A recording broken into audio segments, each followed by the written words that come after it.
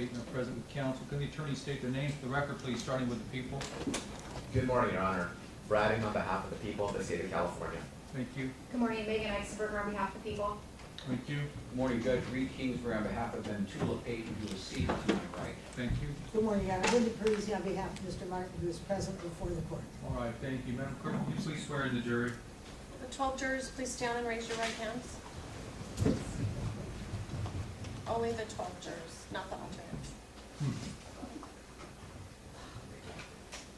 Do you understand and agree that you will carefully consider the case being heard in this court, and that you will reach a verdict based only on the evidence presented to you and the instructions on the law given by the court? Yes. Thank you. Please be seated. Will the 4 alternate jurors please stand and raise their right hands? Do you understand and agree that if called upon to do so, that you will carefully consider the case being heard in this court, and that you will reach a verdict based only on the evidence presented to you and the instructions on the law given by the court? Thank you. Thank you, Madam Clerk. Ladies and gentlemen, welcome to Department 9B. It's going to take a while for I'm used to saying that. I've been saying 42 for so long. Sorry for the delay. As you can imagine, not just the first day of a trial, but just the first day of a trial in a new courtroom. There was a few hiccups, so my apologies for keeping you waiting. Also, you may notice there are some extra transportation officers here today. I don't want you to take any cue from that. They're the training exercise. It's having officers have been officers for some time training new officers. So again, take no cue from that. I'm going to read some pre-instructions to help you during the trial, and then counsel, assuming there's time, will start their opening statements. Ladies and gentlemen of the jury, I'm now going to describe how this trial will be conducted and what we'll be doing. The first step of the trial is the people's opening statement. The defense may choose to give an opening statement at that time or later. The purpose of an opening statement is to give you an overview of what the attorneys expect the evidence to show. This would not be the time for the attorneys to argue their case. Next, the people will offer evidence. Evidence includes the sworn testimony of witnesses and exhibits admitted into evidence. You must only consider the evidence that's admitted in this courtroom. After the people present their evidence, the defense may also present evidence, but not required to do so, because Mr. Payton and Mr. Martin is presumed to be innocent. They do not have to prove that they are not guilty. They have pled not guilty to the charges, which is a complete denial. Each witness will first be questioned by the side that's been asked the witness to testify. This is called direct examination.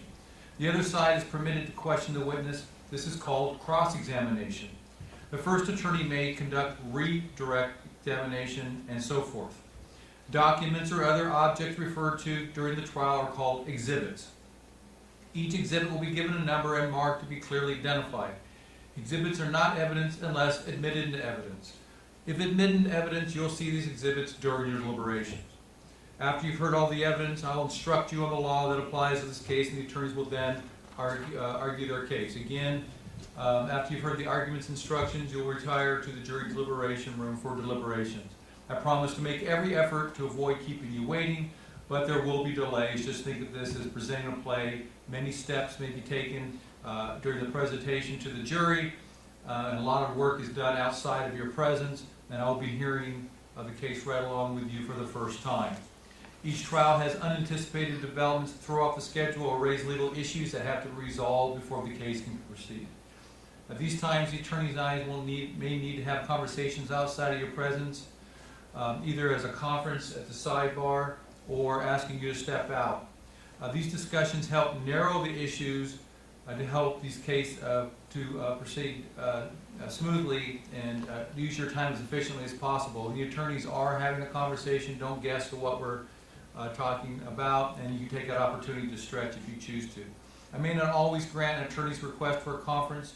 Do not consider my granting or denying a request for a conference as any indication or my opinion of how the evidence regarding the evidence going forward. Again, you're welcome to bring tea or coffee or any beverages you wish to do so. I'll now explain some basic rules and procedures required to ensure both sides receive a fair trial. Our system of justice requires that trials be conducted in open court and the parties presenting the evidence and the judge deciding the law that applies to the case. It would be unfair to the parties if you receive any additional information from any source, because that information may be unreliable or irrelevant and the parties would not have an opportunity to examine or respond to it.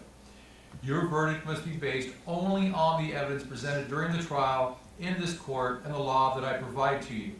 During the trial, do not talk about the case or about any of the people or subject involved in this case with anyone, not even your family, friends, spiritual advisors, or therapists. You may only say that you are on a jury and the anticipated length of the trial. And you may inform others of the scheduling and the emergency contact information. Do not share any information about this case by any means of communication, including writing, email, telephone, internet, social media, etc. You must not talk about these things with other jurors until you begin your deliberations. As jurors, you may discuss this case together only after all the evidence has been presented, the attorneys have had an opportunity to give their closing arguments, and I've instructed you on the law. After I tell you begin your deliberations, you may discuss the case only in the jury room and only when all jurors are present. You must not allow anything that happens outside of this courtroom to affect your decision. During the trial, do not read, listen to, or watch any news reports or commentary about this case from any source. Do not use the internet, a dictionary, or any reference material in any way in your connection with this case, either on your own or as a group. Do not investigate the facts or the law or do any research regarding this case or any of the participants. Do not conduct any tests or experiments or visit the scene of any event involved in this case. If you happen to pass by the scene, do not stop to investigate. If you have cell phones, turn them off while you're in the courtroom and during the deliberations. If someone needs to contact you, give them the contact information and we'll make sure we get a message to you without delay. During the trial, do not speak to the defendants, witness, lawyer, anyone associated with it. Do not listen to anyone who tries to talk to you about this case or about any of the people or subject involved in it. If someone asks you about this case, tell them you cannot discuss it. If that person continues to talk about this case, you must end the conversation. If you receive any information about this case from any source outside of the trial, even unintentionally, do not share that information with the other jurors. If you receive such information, or if anyone attempts to influence you or any other juror, you must immediately tell my bailiff. Keep an open mind throughout this trial. Do not make up your mind about the verdict or any issues until you have discussed this case with your fellow jurors during deliberation. Do not take anything I say or do during the trial as any indication of what I think about the facts, who witnesses, or what your verdict should be. I want to emphasize, do not use any form of research or communication during the course of this trial. You've been given badges to identify you as jurors from 9B. Please wear those while you're in the courthouse and lunch so that folks can recognize you as jurors hearing this case. That way parties, attorneys, and witnesses and others familiar with this case can avoid talking about this case in your presence. Some words and phrases used during the trial may have legal meanings that are different from their everyday use. If so, these words and phrases will be specifically defined in these instructions. Please listen carefully and follow the definitions that I give you at that time. Words and phrases that are not specifically defined in the instructions are to be applied using their ordinary, everyday use. Keep an open mind throughout this trial. There are two sides to be heard, and each must wait their turn. You must hear all the evidence before you begin your deliberation, because what the last witness says may change what you think of the first witness. Also, do not make up your mind about the verdict or any issue in this case until you've heard the attorney's arguments, my instructions in the law, and had an opportunity to discuss this case during deliberations. Do not take anything I say during the trial as indication what I think about witnesses or the verdict. Do not consider penalty or punishment. Your responsibility ends with a verdict. The people of the defendant are entitled to the individual opinion of each juror. That means each of you must make up your own determination. The defendants have pled not guilty to the charges. The fact that criminal charges have been filed against the defendant is not evidence that the charge is true. You must not be biased against the defendants just because they've been arrested, charged with a crime, or brought to trial. A defendant in a criminal case is presumed to be innocent. This presumption requires that the people prove each element of the crime and any special allegation beyond a reasonable doubt. Whenever I tell you the people must prove something, I mean they must prove it beyond a reasonable doubt. Proof beyond a reasonable doubt is proof that leaves you in the abiding conviction that the charge is true. The evidence need not eliminate all possible doubt, because everything in life is open to some possible or imaginary doubt. In deciding whether the people have proved their case beyond a reasonable doubt, You must impartially compare and consider all the evidence that was received throughout the entire trial. Unless the evidence proves the defendant guilty beyond a reasonable doubt, they are entitled to an acquittal, and you must find them not guilty. You must decide what the facts are. You must use only the evidence that's presented in the courtroom. Evidence is the sworn testimony of witnesses, the exhibits admitted into evidence, and anything else I tell you to consider as evidence. The attorneys will play an active role in the trial, but the attorneys are not witnesses. Nothing an attorney says is evidence. In their opening statements and closing arguments, the attorneys will discuss their case, but their remarks are not evidence. Their questions are not evidence. Only the witnesses' answers are evidence. The attorney's questions are significant only if they helped you to understand the witness's answers. Do not assume that something is true just because one of the attorneys asks a question that suggests it's true. There are many rules that guide us in conducting these trials, such as what questions can be asked, the form of a question, the proper basis for an answer. As one side presents the evidence, the other side has a right to object and ask me to decide if the evidence is permitted by these rules. When an attorney makes an objection, I will be making a ruling. Usually I will not be explaining it to you. Our exchange is purely procedural. I will usually decide immediately, but sometimes I may need to hear arguments outside of your presence. I will rule on the objections according to the law. If I sustain an objection, the witness will not be permitted to answer, and you must ignore the question. Do not guess what the answer might have been or why I ruled as I did. If the answer has already been given and I order the testimony stricken from the record, you must disregard it and must not consider that testimony for any purpose. If I overrule an objection and the evidence is permitted, my ruling does not express any opinion by me of how you should treat the evidence. All the ruling says is the evidence is allowed to be heard by these rules. You may consider that information for whatever value you put on it. You must disregard anything you see or hear when the court is not in session, even if it is done or said by one of the parties or witnesses. The court reporter is making a complete record of everything that's being said during the trial. If it is necessary during your deliberations, the court reporter can read back her notes. Facts may be proved by direct or circumstantial evidence or by a combination of both. As an example, if you were witnessing a rabbit hopping through the snow, that would be direct evidence of a rabbit hopping through the snow. If, however, you did not see the rabbit hopping through the snow but did observe rabbit tracks in the snow, that would be considered circumstantial evidence of a rabbit hopping through the snow. Direct evidence can prove any fact by itself. Circumstantial evidence does not directly prove the fact to be decided, but is evidence of one fact or group of facts for which you may conclude the truth of another fact, the fact in question.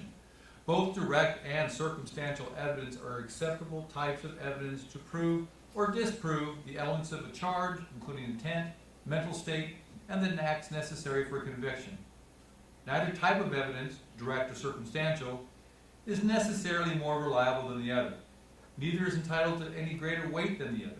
You must decide whether the fact and issue has been proved based on all of the evidence. However, before you may rely on circumstantial evidence to conclude that a fact necessary to find the defendant guilty has been proved, you must be convinced that the people have proved each fact essential to that conclusion beyond a reasonable doubt. Also, before you may rely on circumstantial evidence to find the defendant guilty, you must be convinced that the only reasonable conclusion supported by the circumstantial evidence is that the defendant is guilty. If you can draw two or more reasonable conclusions from the circumstantial evidence, and one of those reasonable conclusions points to innocence and the other to guilt, you must accept the one that points to innocence. However, when considering circumstantial evidence, you must accept only reasonable conclusions and reject any you find to be unreasonable. You alone must judge the credibility or believability of witnesses. In deciding whether the testimony is true and accurate, use your common sense and experience. The testimony of each witness must be judged by the same standard. You must set aside any bias or prejudice that you may have. You may believe all, part, or none of any witness's testimony. Consider the testimony of each witness and decide how much of it you believe. In evaluating a witness's testimony, you may consider anything that reasonably tends to prove or disprove the truth or accuracy of that testimony. Among the factors you may consider are: how well was the witness able to see, hear, or otherwise perceive the things about which they testified? How well was the witness able to remember and describe what happened? What was the witness's behavior while testifying? Did the witness understand the questions and answer them directly? Was the witness's testimony influenced by a factor such as bias or prejudice, a personal relationship with someone involved in the case, or a personal interest in how the case is decided? What was the witness's attitude about the case or about testifying? Did the witness make a statement in the past that is consistent or inconsistent with his or her testimony? How reasonable is the testimony when you consider all the other evidence in this case? Did the other evidence prove or disprove any fact about which the witness testified? Do not automatically reject testimony just because of inconsistencies or conflicts. Consider whether the differences are important or not. People sometimes honestly forget things or make mistakes about what they remember. Also, two people may witness the same thing, yet hear it or see it differently. Witnesses often refer to police reports during their testimony. This is perfectly proper for the attorneys and the witnesses to do this. However, police reports themselves are usually not evidence and they are just the officer's notes. Therefore, they will not be marked as evidence, and you will not be able to review them during deliberations. You should evaluate any testimony which refers to a police report in the same way you evaluate all testimony. You've been given notebooks and may take notes during the trial. Please do not take them from the courtroom. You may take notes into the jury deliberations room. You do not have to take notes. Some people like to take notes, some don't. Do what you're comfortable with. However, if you decide to take notes, these are some facts you may want to consider. Note-taking may tend to distract you, may affect your ability to listen carefully to all the testimony and to watch the witnesses as they testify. Notes are for your own individual use, just to help you remember what happened during the trial. Please keep in mind that the court reporter will read back any requested testimony if need be. At the end of the trial, your notes will be confiscated and destroyed. You may see me taking notes during the trial, sometimes on my computer. However, I'm taking notes for a different reason. Generally trying to keep track of the exhibits. So if you see me writing something down during the witness's testimony, that does not mean I attach any significance to that testimony. You should not consider in any way my actions or movements a suggestion how you should decide any question, and that I attach any significance to any testimony or item of evidence. If you have difficulty hearing the witnesses, please let me know. Witnesses are often nervous and sometimes speak softly. Just try to catch my attention. I'll remind them to speak louder. Thank you. And then at this time, folks, the lawyers may make an opening statement if they choose to do so. Remember, what an attorney says is not evidence. The opening statement is simply an outline of what the lawyer believes the evidence will show. The purpose of an opening statement is to assist you in the understanding of this case as it's presented. Do people wish to make their opening statement at this time? Yes, Your Honor. The floor is yours, sir. Thank you, Your Honor.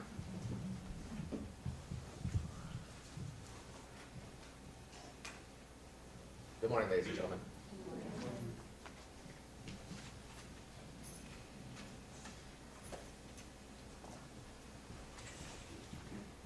Just over 4 years ago, on April the 3rd of 22, at 2 o'clock in the morning, these two defendants, M. Tula Payton and DeAndre Martin, were involved in a gang-motivated confrontation at 10th and K. That confrontation escalated. I'm sorry to interrupt you, counsel. Can we fix the lights? I feel like I'm watching in the dark. Is there one way to have it where you can see? We're still figuring out the lighting situation. There you are. Oh, thank you. Thank you, Your Honor. That conflict escalated. Guns were displayed. And what the evidence will tell you, once you've seen it all, is this is not a case of self-defense. But what the evidence is going to show you is that this is a standoff between these two groups of men from different gangs at the corner of 10th and K. A fatal standoff.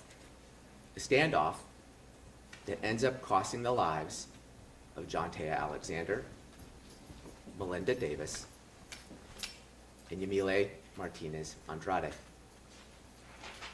I could tell you what the evidence is going to show you.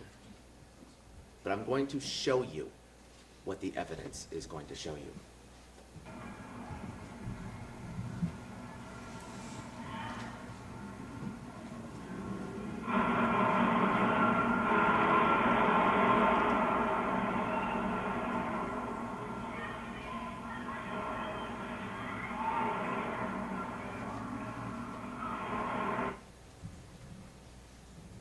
During the course of this trial, you will see these videos repeatedly. They'll be broken down for you, described to you, bit by bit, person by person.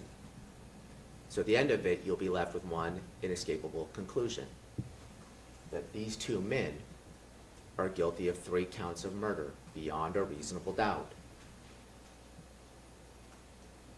That shooting left behind this scene. Shell casings, broken windows, and six decedents, including the 3 charged victims.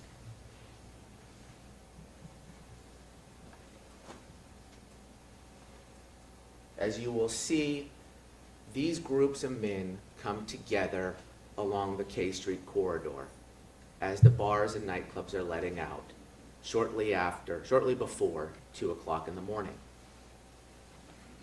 And they end up at the corner here, where gunfire is exchanged, ultimately killing Mr. Harris, Miss Alexander, Mr. Hoy, Miss Martinez, and Mr. Turner at the corner, and Miss Davis down the street.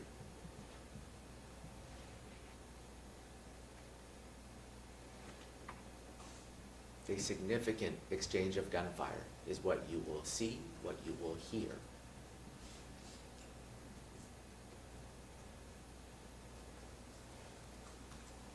With broken windows and bullet holes along that corridor.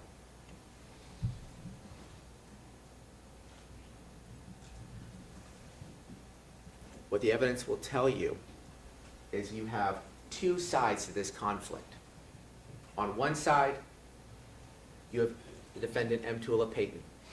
You will hear evidence about how he is both a garden block crip and a gang member of a gang known as Stars/Gutta, which you will hear from an expert describe how that makes him known as something as a cut crip. You will hear how he is with Mr. Turner, who's also a Stars/Gutta gas member. And also present that evening, a member of the Del Paso Heights Bloods, an allied gang, the Stars, Sergio Harris. That's one side, one group of men that are part of this confrontation. On the other side, you have the defendant, DeAndre Martin, his brother, Smiley Martin, and Josh Hoy Lucchese. They are on the garden block crip side of this equation. But they come from a set of crips that do not believe in being a cut crip. These men run into each other out there on the 10th and K. These are the players you will see repeatedly in video surveillance of this evening. Mr. Payton, Mr. Turner, Mr. Harris, the defendant DeAndre Martin, his brother Smiley, and Mr. Hoy Lucchese. But this doesn't begin on K Street. It actually begins around 9:30 at 2570 Traction Avenue.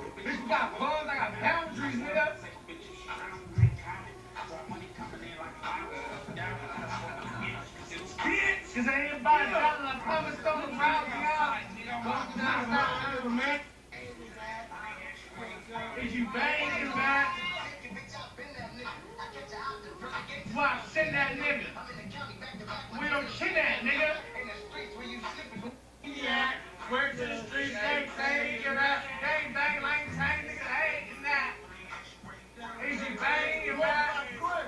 Walk by crib. I see him. I see him. I see the police, nigga. They can't tell me nothing, no. I ain't know. That ain't even them. We on every car moving, don't give a fuck who it is, nigga. Over the overpass, it don't matter. Nigga, we on shit. Ain't no nigga getting past here, we don't see him, nigga. My mama, what you thought? Any nigga that didn't know I was outside like that, nigga, on my mama, I'm outside like that, bitch. And I'm in the second side. This ain't my area, bro. I'm from 29th Street. This ain't my area, bro. On my mama. On God. Any nigga feel some type of way, they know where we at. They been knowing where we at. They been knowing where my brothers is at. On God. See, the evening begins out on Traction Avenue in North Sacramento. Territory that you will hear from the expert described as territory that is predominantly part of territory claimed by the Del Paso Heights Bloods and a gang known as Trigger Mob. You will hear that defendant DeAndre Martin with his brother Smiley and Mr. Hoy Lucchese were out there in rival territory. You will hear Smiley Martin describe it as the sucker side. And you will hear he's looking for a confrontation. You know where we at.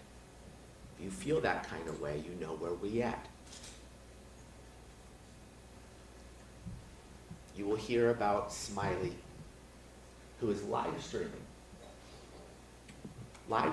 from Traction Avenue on his account, TMK Smiley. You will hear an expert describe TMK, Trigger Mob Killer. But when the confrontation doesn't come, instead, the Martin brothers, Mr. Hoy Lucchese, Brittany Denrow, Stanley Jackson, the Frazier brothers, they go downtown. They go downtown to 10th and K. Meanwhile, downtown, while this live stream is occurring, the defendant, Mr. Payton and Mr. Turner, they arrive in the area of 10th and J around 10:15. They go to the Rodney's Liquor at 10th and J, and then they end up going to District 30 on K Street. The Martin brothers, Mr. Hoy Lucchese and their group, arrive shortly after midnight, coming in past the cathedral at 11th and K.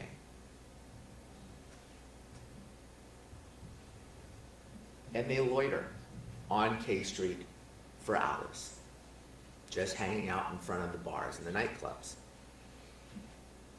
Smiley Martin, defendant DeAndre Martin, Mr. Hoy. You will hear how Mr. Hoy, this group, are confrontational. You will hear how tension was escalating out there on the street. Mr. Hoy is challenging people. This is crick.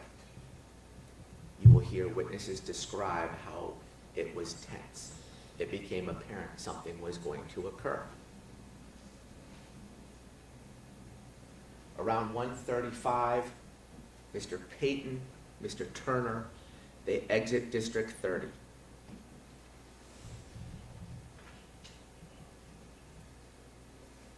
Mr. Payton goes across the street where the Martin brothers, Mr. Hoy, and their group are.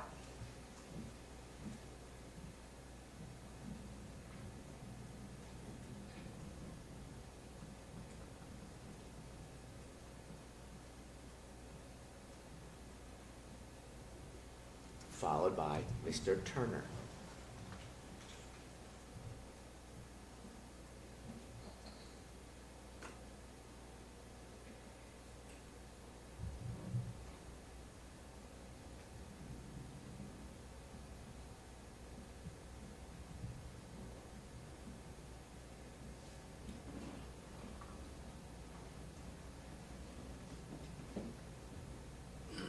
watch Mr. Payton and Mr. Turner go to the Crest Theater.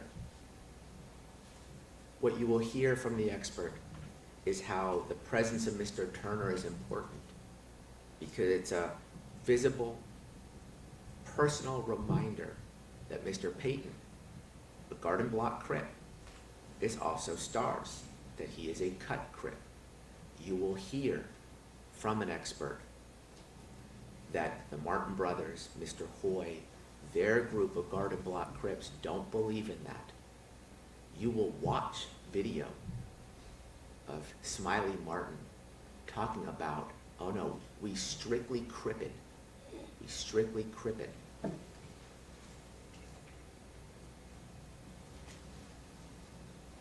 The men work their way down the crest and eventually will end up at the corner.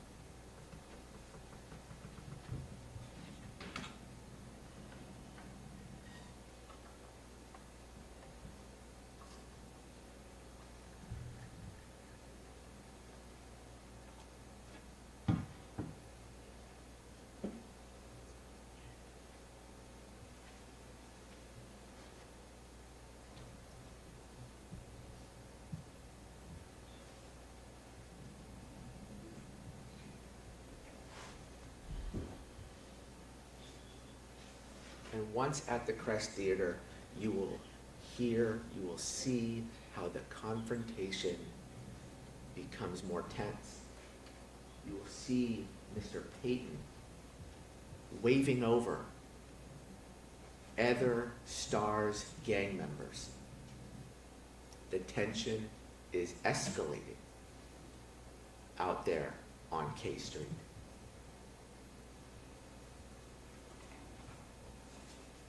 And it escalates to where Mr. Payton, you will watch, leaves. He leaves. But he does not leave because there's obviously going to be problems. No, he leaves to go back to his vehicle. He leaves to retrieve a gun. As he turns the corner of 10th and K, he puts his hoodie back on. He goes past the London nightclub where Mr. Harris has been socializing all evening. Back past Rodney's Liquors and back to his vehicle, a vehicle that belongs to Mr. Turner.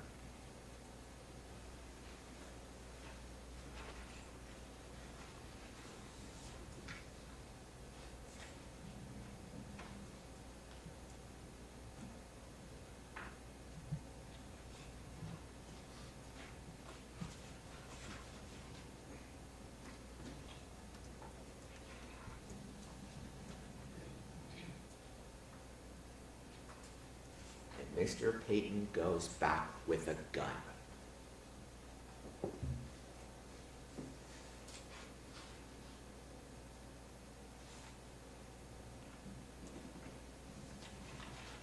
And as he goes back, he tells other men in front of London who's at the corner. You see him engage in conversation and then hurriedly walk back to the corner.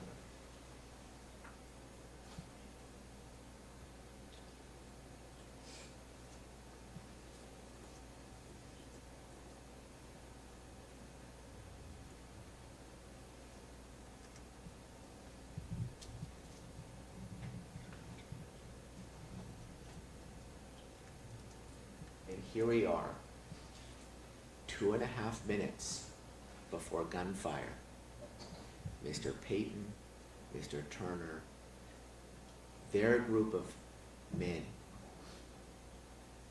are in a confrontation with the Martin brothers, Mr. Hoy, at the corner, and then guns are drawn. You will observe the crowd scatter. Mr. Hoy points a gun down the street while Mr.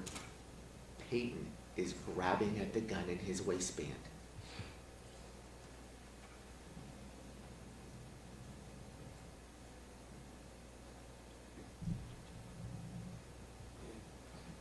It's a standoff at the corner of 10th and K.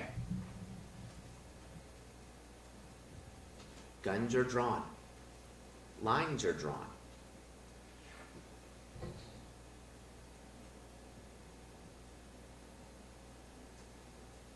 Mr. Harris, Mr. Payton, Mr. Turner, their group come back to the corner. Because what the evidence will tell you is it's not a case about self-defense. What the evidence is going to tell you is it's a standoff. It's a standoff on the corner.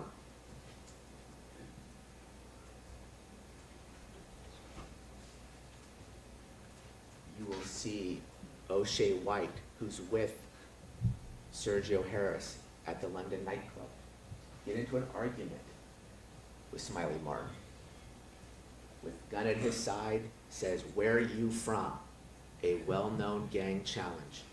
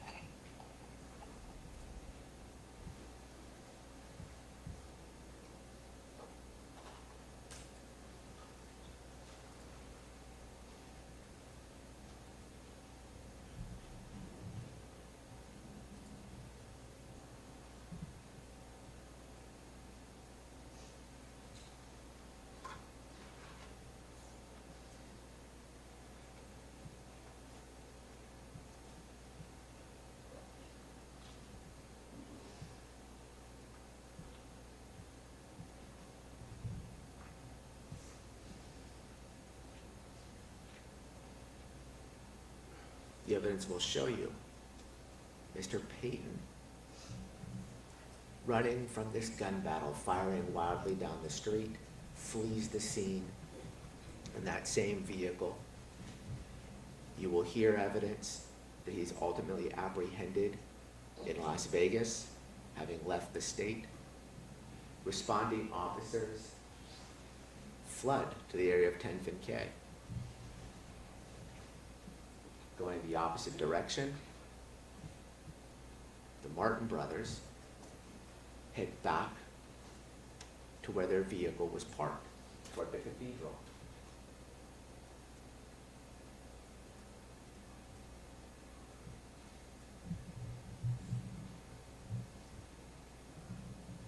Smiley discards his illegally modified, full automatic Glock handgun with a high-capacity magazine.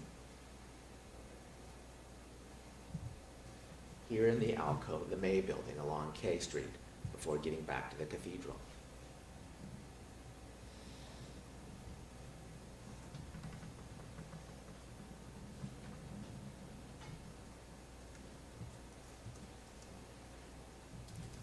Officers find them, the Martin brothers, in front of the cathedral. because Smiley's been hit. He can't flee. What the evidence will tell you, it's not a whodunit. What the evidence will tell you, it's not a case about self-defense. What the evidence is going to show you is these two groups of men decided to get into a standoff at 10th and K to see who the biggest man on the corner would be. That's what the evidence will show you. The evidence will show you that that confrontation, that unwillingness to yield, to be the big man on the corner, ended up in the death of those three women, uninvolved in any way, shape, or form. You will hear evidence. Ms. Martinez was in Sacramento from Fresno for a concert, was standing in the wrong place at the wrong time. You will hear evidence that Ms. Davis was unhoused and was sitting against a building at the corner of 10th and J when she was hit by bullets that came down 10th Street. The evidence will show you, you will see Jantea Alexander pull up and park, albeit illegally, to pick up her sister after a night out at the nightclubs. She parks, she gets out, and within a minute, gunfire erupts. That's what the evidence will show you. Because much like the standoff at high noon in the Old West, you have these groups of men, Amtula Payton, Smiley Martin, DeAndre Martin, Sergio Harris, Mr. Turner, Mr. Hoy. It's all a standoff at the corner because of their gang politics, their gang rivalry, their gang issues. So when you look at all the evidence, you will be left with one clear, reasonable conclusion: that these two defendants are guilty of 3 counts of murder beyond a reasonable doubt. And when we get back up here, that is the verdict we will ask you to return. Thank you. Thank you, counsel. Mr. Perry, you prepared to give your closing argument this time? I am, Judge. All right, the floor is yours.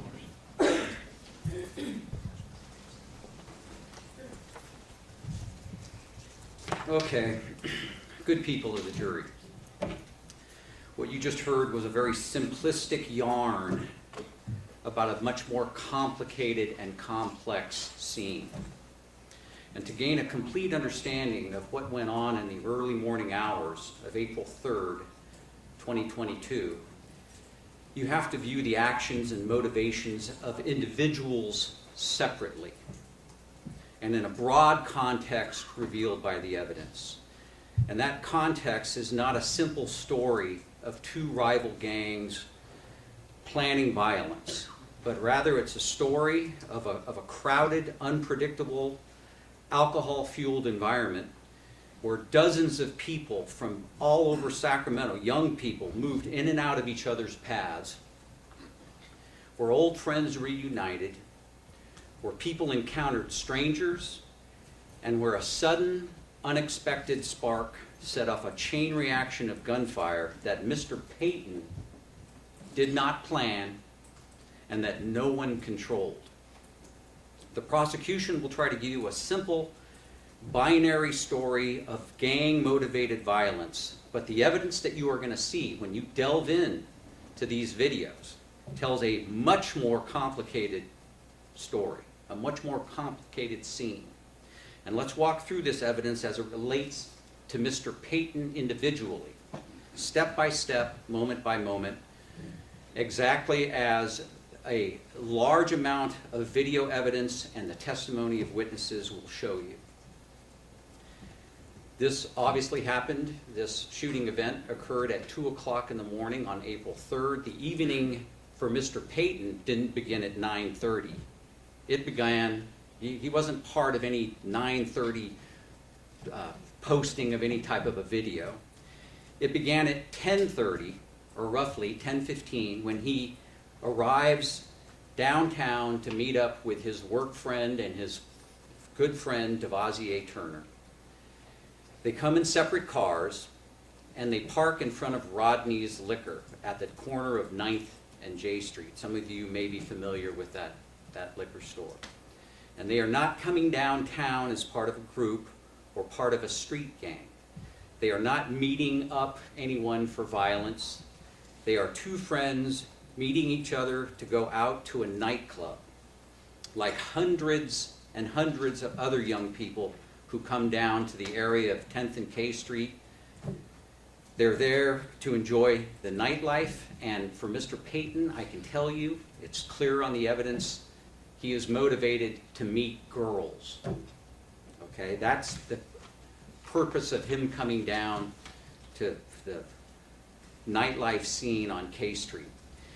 He and Devasier Turner, they go into, when they first get there at roughly 10:15 to 10:30, they go into Rodney's Liquor Store where Mr. Turner purchases a bottle of Hennessy, which then when they walk outside of the area on the sidewalk, they share with people who are arriving from all over town, right? And you'll see Mr. Payton and Mr. Turner on video, they're greeting people, they're sharing their bottle of Hennessy, they smoke some marijuana over near Mr. Payton's car. They're relaxed, they're social, they're unhurried. They're waiting for the night to develop before everybody goes to whatever respective nightclub that they're going to go to. And over the next hour, these people, hundreds of people arrive and they go to these various nightclubs. There's the District 30, which is where Mr. Payton and Mr. Turner go. There's the London, where a gentleman by the name of Sergio Harris and Osha White, you'll hear some of these names, they go to a separate nightclub. There's the Dive Bar, there's El Santo, there's the Boiling Crab. There are a whole bunch of nightclubs that exist in this area of downtown Sacramento, which is the locus of the Sacramento nightlife. And you'll see sometime later, while Mr. Payton and Mr. Turner are in front of Rodney's Liquor, you'll see Sergio Harris. He'll arrive separately. He also parks right in front of Rodney's Liquor. And you'll see him arrive. He'll meet up with his cousin, Ike Harris, who is going to be a witness who testifies. And they end up going into the London, and you will see him socialize people coming up to Sergio Harris. They socialize. The people seem to want to shake his hand and greet him. He is a popular amongst the crowds, especially the crowd that goes into the London. And he is popular for a reason that will become clear to you as you understand the evidence in this case. You'll see that Sergio Harris and Mr. Payton do not have any prearranged agreement to meet up downtown. There is no contact between Mr. Payton and Sergio Harris beyond a brief handshake where they acknowledge each other. The evidence will show that Mr. Payton and Mr. Harris are separated by 11 years, and Mr. Payton is 27 years old, I believe at the time. Mr. Sergio Harris is 41, so they are practically, given that age group, from different generations. Mr. Payton knows who Sergio Harris is by reputation, and they did not grow up with each other. They are not part of the same group and not part of any type of gang subset.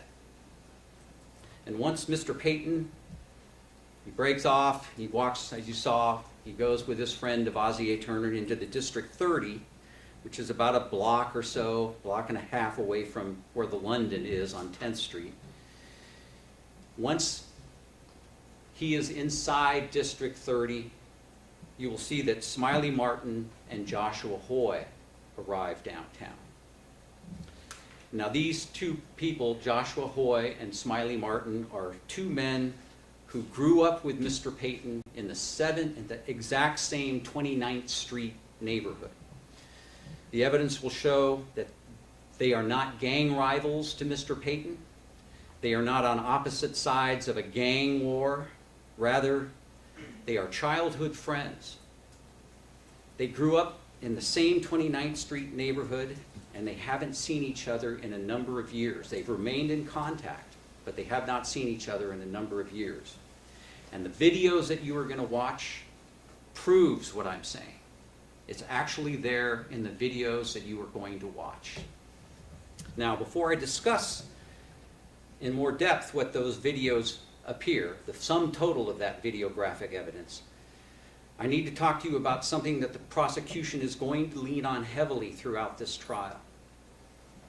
The prosecution will present a police officer witness by the name of Lieutenant Zach Eaton, who has spent a number of years investigating street gangs in Sacramento. And he will give you his opinion testimony that there has been an active gang war raging for 3 decades in Sacramento.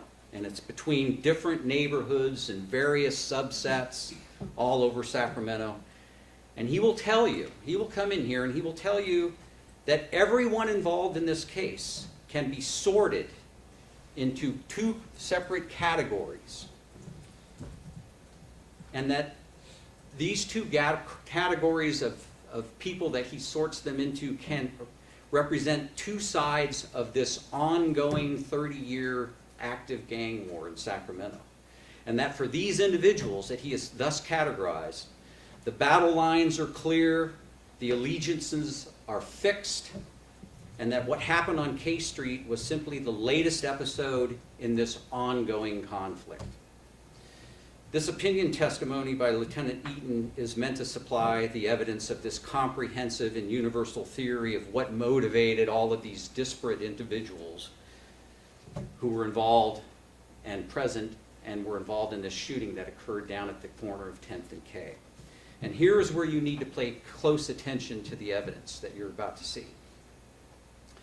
You need to pay close attention to what this evidence actually shows. Many of the actual and former gang members who take the stand as prosecution witnesses have stepbrothers, they have cousins, they have second cousins, uncles, aunts, and family members from the very disparate neighborhoods and gang subsets, and they belong to these subsets that Lieutenant Eaton says are at war with each other. Their own families of these individuals cross these lines that Lieutenant Eaton is going to try to draw for you in order to supply this theory.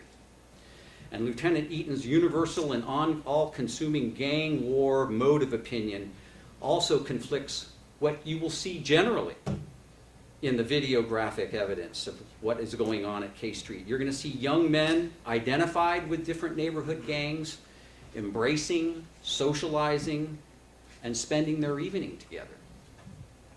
The truth is, and the evidence will show, that the real relationships between these people from these gang neighborhoods are far more complicated. They are more human and they are more nuanced than the prosecution's simple 2 sides theory allows.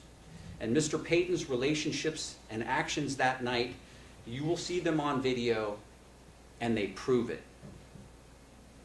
When these downtown nightclubs and bars let out at 1:30 in the morning, you will see something that completely contradicts the prosecution's theory that Mr. Payton's actions and intentions can be explained by some innate gang hostility, or that he was motivated to act and do what he did because of an ongoing war between these 2 opposing factions. You're going to see hundreds of young people crisscrossing throughout the downtown area. It is 1:30 in the morning. These multiple bars and nightclubs all let out at the same time. They close down at 1:30, and the club goers have spilled out into a large social scene on K Street between 10th and 11th Streets. Young women, you're going to see in the video, there's young men and young women are socializing, trying to meet each other. Couples are stumbling, back to their cars after drinking and partying all night. It was springtime, and spring had sprung, and this is almost sort of in the post-COVID, where people who have been locked up are now going downtown and enjoying the nightlife after a period where they were not allowed to do so. The bars and nightclubs have closed. All of these party goers have spilled out onto the streets. And there's this massive after-party scene where all these partygoers, they walk out into the night air and they take their time leaving, right? This after-party scene is really part of the social scene that draws people down to this K Street area. And you will see Mr. Payton. He will emerge from the District 30 nightclub, right? He's been inside, right, while other stuff has been going out on the street, out on the K Street, which will be clear to you. I'll just set that out there for you to look for. But when Mr. Payton emerges out of District 30, he looks north across K Street and at an angle more toward the 11th side, on the north side of K Street, and he sees Joshua Hoy, a man the state claims that Mr. Payton is engaged in he's a rival gang faction to Mr. Payton. And Mr. Payton crosses the street when he recognizes him, and he walks up to him and greets him. And then you will see, while he is doing that, you will see Smiley Martin, another man the state claims is part of a deadly rival gang faction to Mr. Payton, walk up behind Mr. Payton and embrace him from behind in a warm bear hug. A genuine, affectionate embrace. And this is not gang rivalry. This is not gang animosity. This is not the beginning of a standoff or the seeds of a plan for some coordinated attack. This is two young men, Mtula Payton and Smiley Martin, both 27 years old, who were raised in the same sandbox. They grew up together on 29th Street. They went to the same elementary school together. They are reconnecting after not having seen each other in the person for a number of years. And yes, they both grew up on the same 29th Street neighborhood, and they both self-identify as 29th Street Crips. You'll see handshakes. You'll see smiles. You'll see relaxed body language. You'll see Devazia Turner walk up and be introduced by Mr. Payton to Smiley Martin. And Mr. Payton chats for several minutes with Mr. Smiley Martin and Joshua Hoy, both from the same 29th Street Crip neighborhood, who Mr. Payton recognizes. And after socializing for a bit, you will see Mr. Payton and Mr. Turner take their leave, and they walk a short distance to about mid-block, where the Crest Theater is the opening to the Crest Theater. It's a well-lit area. Some of you may be familiar. There's a little box there that's well lit where you buy the ticket to go in. And it's sort of a broad area, right? And Mr. Payton and Mr. Turner, they stand there, and other people come up and they're greeting.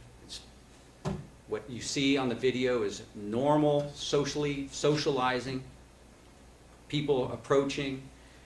And then several minutes later, a minute later, you'll see Smiley Martin and Joshua Hoy and some of the men that they came with, which includes DeAndre Martin. They walk up, and everybody hangs out in front of the Crest Theater. Other young men approach from various areas from the past, right? And you'll see more greetings, more socializing, more handshakes, hugs, more hugs. And this is not a battlefield. This is a nightlife crowd that has exited the nightclubs and is now socializing in the after-hours scene. And at this point, it's roughly 1:42 a.m. Mr. Payton breaks off from Devazia Turner, and he leaves this group, which includes Smiley Martin and others who have assembled there, and he walks alone toward his car. He goes to do that, he has to walk up to the corner of 10th and K. He turns right on 10th, walks the full block down to J Street, and then turns right and goes approximately 4 car lengths to where his car is parked in front of Rodney's. And on his way there, he moves slowly. He stops to talk to people along the way. He's not rushing. He's not in a hurry. And he walks to his parked car, and you'll see him. And he gets into the front passenger seat of his parked car, where he spends some time, he rolls a joint, some type of a blunt or marijuana cigarette, whatever it's called. And when he is finished doing so, he sees and takes his firearm from his car, which is illegal for him to have, illegal for him to possess, but which he nevertheless carries for personal protection, and because downtown at 2 o'clock in the morning, with intoxicated crowds and young men spilling out onto the streets, he felt safer having it. And then he walked back towards 10th and K, again slowly, again stopping to talk to people, nothing about his behavior suggesting planning or coordination or intent. He's not arming himself in anticipation of using his firearm offensively or to engage in a gun battle with anyone, to and including his childhood friends, Smiley Martin and Joshua Boy.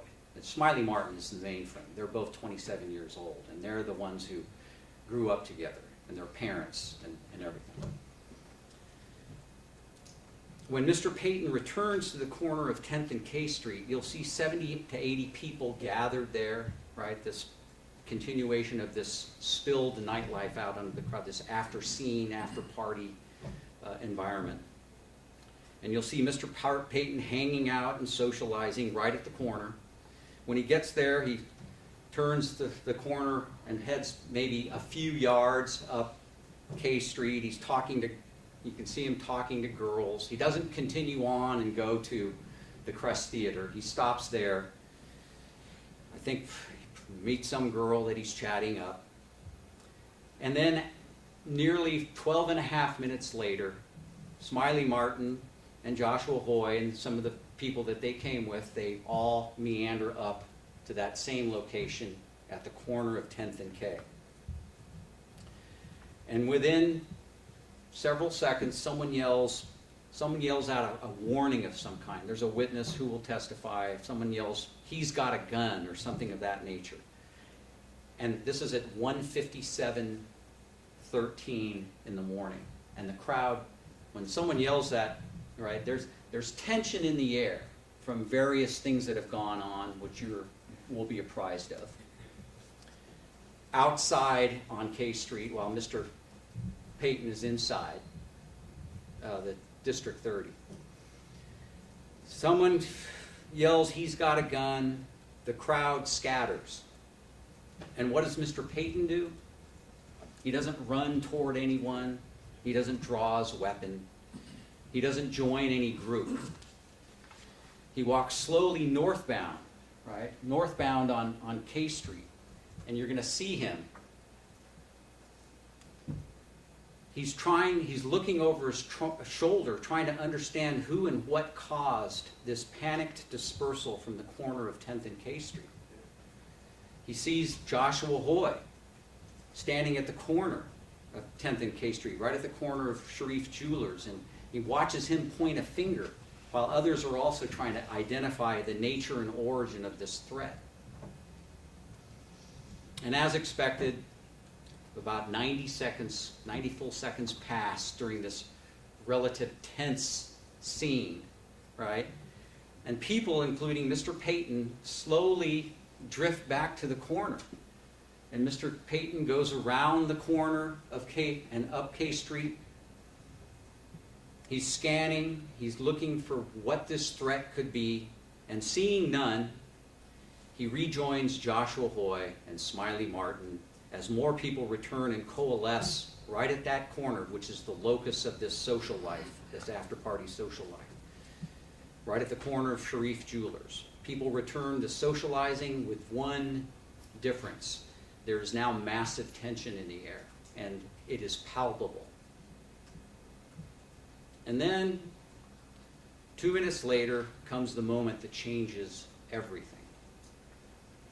There's a young man by the name of Osha White. He's going to testify. He approaches from back up 10th Street. He walks toward K. I think he walks southbound along the east sidewalk and walks up after talking to a bunch of girls down at the intersection of 10th and J. And according to Mr. White, Smiley Martin asks him in a menacing manner, where are you from? What you looking at? And Osha White is not a person who gets intimidated. Instead, he gets his hackles up, and this is the beginning of a conflict between Osha White and Joshua Hoy. Not Osha White and Smiley Martin. Between Osha White and Joshua Hoy, who steps in ahead of Mr. White, of Mr. Martin, of Smiley Martin, and confronts Mr. White, and cuss words are exchanged. There are challenges, tension, obviously, which was high, increases, and at that point, 2 women get involved. You're going to hear from them. You're going to see them on the video. And you'll see them joining in initially on this confrontation, but then realizing at the last moment that they attempt to separate Osha White from Joshua Hoy. These 2 women try to quell the argument, and you'll see their hands pulling at these men, and then you'll see these men grab these women and yank them out of the way. They shoves them out from getting between them. And then in the moment that no one planned, while all this is going on, while these events are happening, Sergio Harris, who was with Mr. Osha White in the London, he is spying these events from afar. And he comes and he walks around the trunk of a tree that's located right at the corner of 10th and K. And he walks around, and you're going to see him duck down. And you're going to see him back his way toward the corner of 10th and K Street, right into close proximity of Joshua Hoy. And he shoots Joshua Hoy 4 times in rapid succession. And that is the moment. That's the first shot. That's the spark. And that's the moment this entire scene explodes. And that man, Mtula Payton, has nothing to do with it. Nothing to do with it. That spark. That making of that scene. And what results is sheer chaos. Gunfire erupts from multiple directions. Smiley Martin fires a fully automatic weapon towards Sergio Harris. Joshua Hoy, who has been fatally shot, manages to shoot Sergio Harris. Devasier Turner fires towards Smiley Martin and or DeAndre Martin. I'm not sure. You'll look at the video. You can determine. People scream. People run. Bullets fly across the intersection. And 2 unidentified shooters from half a block away, southbound on 10th Street near Kayak Alley. They shoot approximately 42 rounds, right, into this melee. And one thing is clear, that this is not a coordinated attack. This is a chain reaction gunfire. And where is Mr. Payton? When Sergio Harris fires that first shot, Mr. Payton is standing against the wall. And here's the corner. He is on the 10th Street side at the exact corner. He's standing against the wall of Sharif's Jewelers, not involved, not part of any confrontation, not part of any rival street gang that is going to take on Smiley Martin and Joshua Hoy, his childhood friends. And he's not aware of any plan to do so because there was no plan. Bullets start flying. And when they do, Mr. Payton runs with numerous other people northbound on 10th Street. He is struck by bullet fragments. He trips over his friend, Rashawn Gibson, who also runs in that direction and takes 2 bullets from behind as he runs in that direction. Rashawn Gibson falls. Mr. Payton trips over him, falls to the ground, gets up, continues to run. Mr. Payton does not know. He runs frantically, and he gets up and he keeps running. He doesn't know who is shooting. He does not know who began the shooting. He does not know where the shots are coming from, and he does not know who is firing at whom. He knows only that shots are being fired at him in his direction, as he flees northbound with all the others on 10th Street. And these shots, you're going to hear video, they continue and continue and continue. And as he runs, with bullets flying around him, ricocheting off parked cars and bumpers and objects and lamp posts, he draws his firearm from his hoodie, not from his waistband. That's going to be a very important fact, by the way. From his hoodie, where he has it concealed, not his waistband. And he fires back in the direction that these shots are coming at him from. He does so in a panicked attempt to protect himself and make it to the far corner of 10th and J. Now, I don't mean to interrupt you. Are we close? I'm close. If you just give me 5 minutes, I'll be done. Okay, we're gonna go a little bit into the lunch hour. Thank you. Thank you for letting me finish. Before the evidence is going to show something else that's very important. Sergio Harris fires this first round at 2 minutes and 37 seconds. 2 o'clock in the morning and 37 seconds. Yamil Martinez is struck by one round, fatally struck by one round, and drops.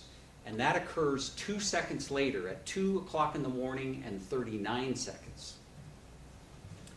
Jontea Alexander runs northbound in the same direction that Mr. Payton does, and she is struck by a single bullet which kills her at 2 o'clock in the morning and 42 seconds.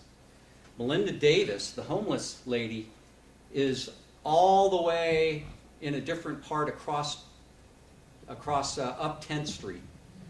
And she is killed by a single round, and we know what the origin of that is, what gun did that. It was not Mr. Payton's. Mr. Payton's shots were all fired in a southbound direction. And he does not fire his gun until 2 o'clock in the morning and 47 seconds. Mr. Payton is not the actual killer of any of the named victims or of anyone. Not by timing, not by angle, and not by forensic evidence.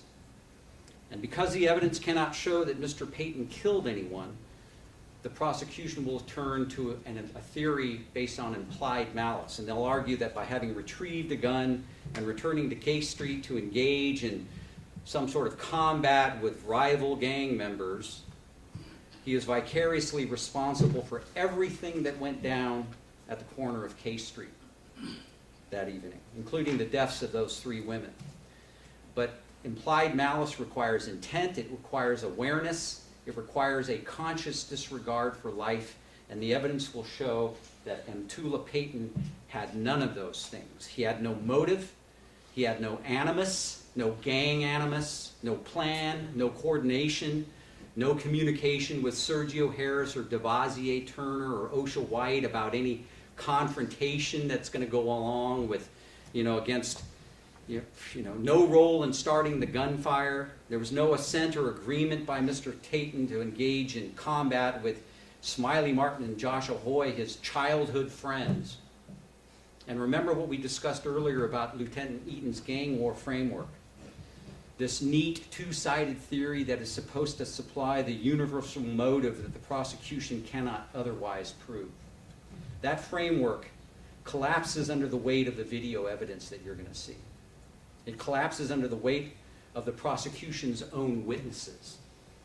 The gang members the prosecution will call to the stand, like Mr. Payton, have friends and extended family members, cousins, uncles, stepbrothers, and extended family members from the very neighborhoods and gang subsets that the prosecution says are locked in this war with each other.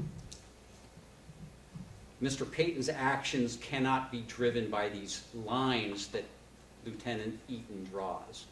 And when you put all the pieces together, the videos, the witnesses, and as specific individuals, what you see on video, and the timing and the forensic analysis, a clear picture emerges. Mr. Payton was downtown to socialize. And when the bars let out, he reunited with his childhood friends, Smiley Martin and Joshua Hoy, after he exited District 30. He retrieved a firearm for personal protection and not to arm himself against any specific individual or specific threat. He stood against a wall while a conflict not of his making blew up, and he ran for his life northbound on 10th Street after gunfire erupted, fleeing with multiple others as bullets whizzed past his ears and ricocheted off the ground and lampposts and other objects. He was struck in the thumb and the shin. He did not fire his gun until a full 10 seconds after the initial gunfire erupted and after he had run 70 feet. He fired only in a panicked response to protect himself, and his shots came too late to have caused the deaths of any of the named victims. In the end of this trial, when you've seen these videos and heard these witnesses, you will see that the prosecution's case against Mr. Payton and Mr. DeAndre Martin rests on assumptions. Assumptions about common enemies that all gang members must have, and generalizations about what Mr. Payton must have thought and how Mr. Payton must have acted in reaction to those assumed hostilities. And these generalizations will collapse under the weight of the actual evidence. With respect to Mr. Payton, this evidence is going to show friendship and socializing, not gang coordination. You will see him embrace the men that the prosecution says he should be at war with. You will see him laughing and talking and moving through a crowd the same way hundreds of other people did. The evidence will show, good people of the jury, that Mtula Payton is not an implied malice murderer. And a month from now, after we have waded through all of that evidence, I look forward to talking with you and discussing with you how the organon of the law will apply to this evidence as it relates to Mr. Payton. Thank you. Thank you, counsel. Members in the audience, please remain seated. Folks of the jury, keep an open mind, don't discuss this case, I only want to discuss it with you. Please stay away from 10th and K. If you do find yourself over there, do not stop to investigate. 1:30, please.